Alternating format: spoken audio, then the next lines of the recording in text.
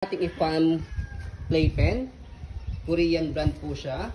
So 8 big panels, yan, light new condition. Ang kanyang size sa loob is 50 by 50 inches. Ayan.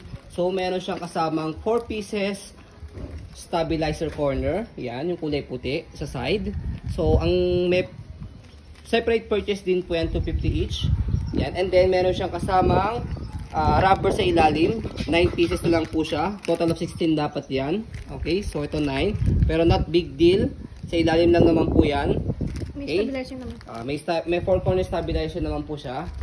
So, free na rin po namin po yan. Okay? So, ito po yung details ng ating pong IFAM playpen. Yan. So, pwede po ito sa mga naghahanap po ng almost brand new condition. Yan, dahil light new condition po siya. Yan, sa mga gusto magtipid. Yan, okay. So, wala po yung issue, wala pong damage, wala pong sira.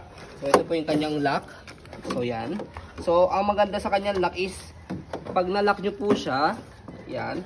So, meron pa siyang lock dito, para at least, kahit buksan ni baby sa loob, yan, hindi nyo mabubuksan. Okay, kasi, nakalock siya dito. Yan, pagka i-open, slide nyo lang po ito, and then up. Yan. Okay? Kasi meron sa Shopee na copy version ng IFAM, yung lock niya hindi ganyan. Mas maganda tong IFAM. Yes. Kasi yung lock nung unbranded Xerox copy, wala siyang lock sa labas. Na-adjust yun ng anak ko before. Yan. Original IFAM po ito. Okay? Yan.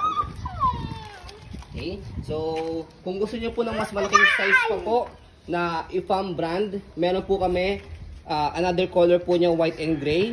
8 big panels din po yan, same na same po niyan. So pwede po namin ibenta po ng 16 big panels as set. Okay, pero kung hanap nyo naman po is maliit lang po, spacious po para sa inyong kwarto, 50 by 50 inches. So pwede pong itong color blue o yung isa po namin stock na light new condition din po. Yan, meron po yung box. Ayan. Meron din po siyang stabilizer, gray and white color. So ayun po, as you can see, very detailed po kami sa pag-video kasi ang shop policy po namin, no refund, no exchange, what you see is what you get. So yun po, maraming salamat. Have a nice day and God bless po.